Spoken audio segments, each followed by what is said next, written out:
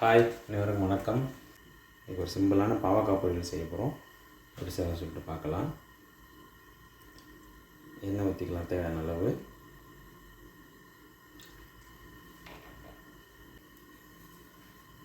எண்ணெய் காஞ்சிருச்சு. கொஞ்சம் சீரகம் சேர்த்துக்கலாம். பொடியாக நறுக்குன்னு ஒரு 5 பச்சை மிளகா,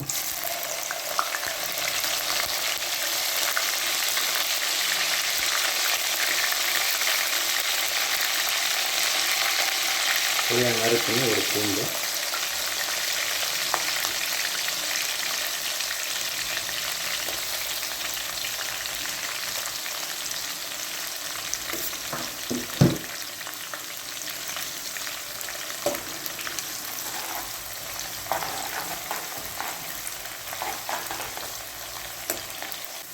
நறுக்கு நம்ம ஒரு 3 வெங்காயம், பெரிய வெங்காயம்,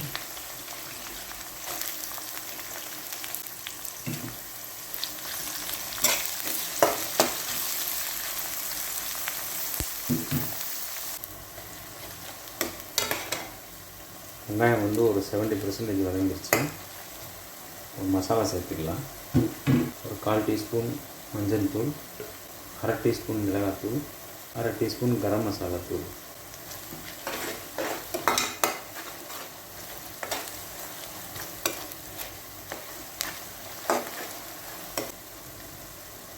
கூட கொஞ்சம் கொத்தமல்லி இலை,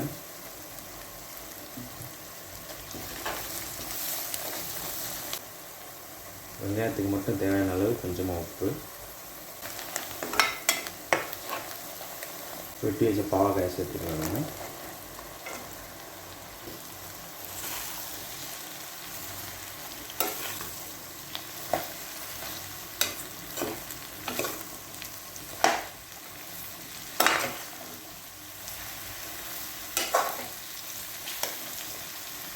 இப்போ வந்து செகண்ட் டைமாக நம்ம உப்பு சேர்க்குறோம்.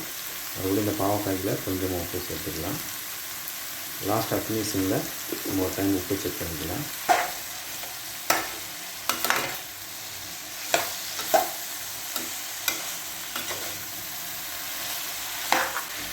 ஒரு 2 நிமிஷத்துக்கு நம்ம மூடி போட்டு வச்சிடலாம். தண்ணியெல்லாம் இறங்கட்டும் பாவக்காயிலேருந்து. அப்பப்போ திறந்து கிண்டிக்கலாம் 2 நிமிஷத்துக்கு ஒரு தடவை. ஆனால் அடி பிடிச்சிடும். பாவக்காயெல்லாம் நல்லா வெந்து எல்லாம் வதங்கிருச்சு. இன்னும் ஒரு 5 நிமிஷம்.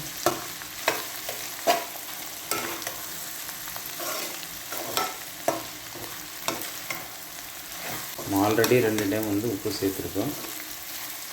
3ஆவது டைமாக வந்து செக் பண்ணிவிட்டு சேர்த்துக்கலாம். உப்பு கொஞ்சம் கம்மியாக இருக்குது.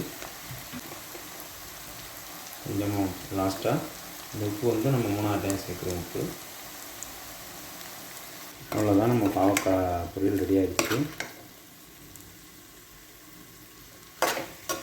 ஒரு சில பேர் வந்து கசப்பு போகிறதுக்காக எண்ணெயில் வந்து வறுத்துருவாங்க. வறுத்துட்டு அதுக்கப்புறம் தான் சாப்பிட்பாங்க. இப்படி செஞ்சு பாருங்கள். இப்படியும் உங்களுக்கு செஞ்சு சாப்பிட்டிங்கன்னா கசப்பு தெரியாது. நீங்களும் இதே மாதிரி ட்ரை பண்ணி பாருங்கள். அதனால் கொஞ்சம் கொத்தமல்லி சேர்த்துக்கலாம். சப்பாத்திக்கெலாம் சூப்பராக இருக்கும்.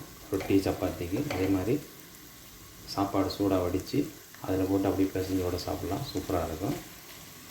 இதே மாதிரி நீங்களும் ட்ரை பண்ணி பாருங்கள். எப்படி சொல்லிட்டு கமெண்ட் பண்ணுங்கள். மறக்காமல் நம்ம சேனலை சப்ஸ்கிரைப் பண்ணுங்கள். நன்றி.